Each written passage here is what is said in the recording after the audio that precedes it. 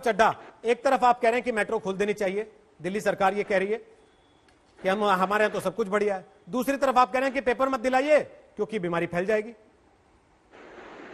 मैं लगभग 40 मिनट से शांति से सबकी बात सुन रहा हूं। आपका बहुत बहुत शुक्रिया कि आप मेरे पास आए। मैं आपको सबसे पहले तो ये बताना चाहूंगा कि एसेंशियल और नॉन एसेंशियल काम क्या जरूरी है और क्या इतना जरूरी नहीं है, इन दोनों चीजों के बीच हमें अंतर करना सीखना होगा। जिस प्रकार से आज एडमिनिस्ट्रेशन ऑफ जस्टिस यानी कि न्याय करने का जो काम देश की न्यायपालिका के पास है, वो अत्यंत जरूरी काम है, वो एसेंशियल काम है।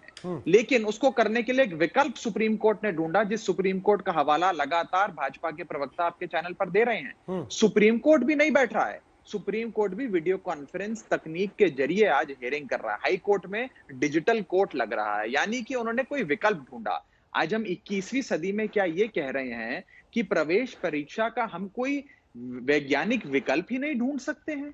आज आप कह रहे हैं कि वो 3 घंटे बैठकर कमरे में बंद होकर एक विद्यार्थी जो परीक्षा लिखेगा, केवल उसी से हम ये तय कर सकते हैं कि वो कितना समर्थ है, कितना सक्षम है। अरे उसने 3 घंटे बैठकर परीक्षा तो 10वीं की लिखी, 11वीं की लिखी और अभी कुछ ही महीने पहले 12वीं की लिखी। आप उस पे भी उसका आकलन कर सकते हैं। इसके साथ कोई वैकल्पिक योजना लाकर एंट्रेंस एग्जाम कंडक्ट कर सकते हैं। दूसरी चीज, जिस सुप्रीम कोर्ट का हवाला मेरे मित्र सुधांशु जी लगातार दे रहे हैं, जितनी मेरी समझ है, जितना मैं समझ पाया सुप्रीम कोर्ट के उस जजमेंट को, सुप्रीम कोर्ट केवल ये कहता है कि जो लोग मेरे सामने आए ये कहने के लिए कि इस परीक्षा को कुछ महीने के लिए टाल दीजिए, मैं उनकी याचिका को खारिज कर रहा हूं। सुप्रीम कोर्ट ने केंद्र सरकार को बाध्य नहीं किया कि आप एग्जाम करें, उनको मजबूर नहीं किया कि आपको अभी के अभी सितंबर के महीने में ही एग्जाम करना है। रिव्यू पिटीशन यानी कि पुनर्विचार याचिका डालने की कोई आवश्यकता ही नहीं है।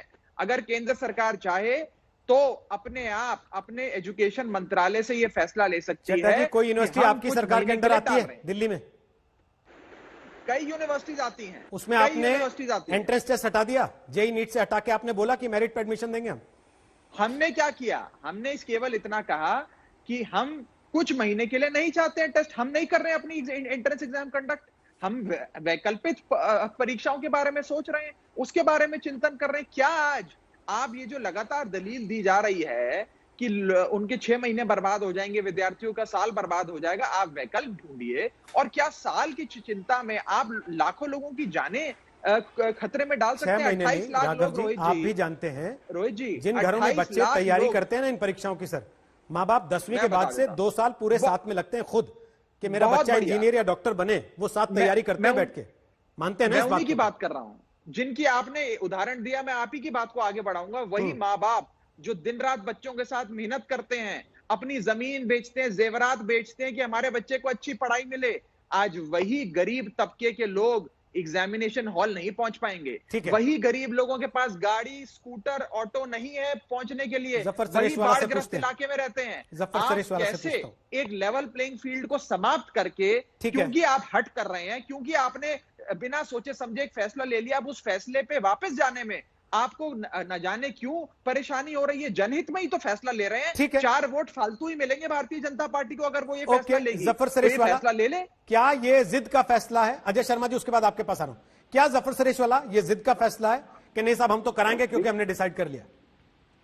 नहीं, देखिए, मैं 2 बातें कहता हूं कि एक तो ये जो नीट की एग्जाम और जेईई की, इसका कोई ऑल्टरनेटिव है ही नहीं। इसी के रास्ते से आप यहां जा सकते हैं। और मैं एक और बात कहूंगा कि दुनिया में भी जो एंट्रेंस टेस्ट है, इवन इंग्लैंड, अमेरिका और यूरोप में सैट बोलते हैं, वो हुई है। 2nd year, 3rd year, 4th year के एग्जाम में लोगों को प्रमोशन मिला है। लेकिन जहां कॉम्पिटिटिव है वहां तो एग्जाम हुई है।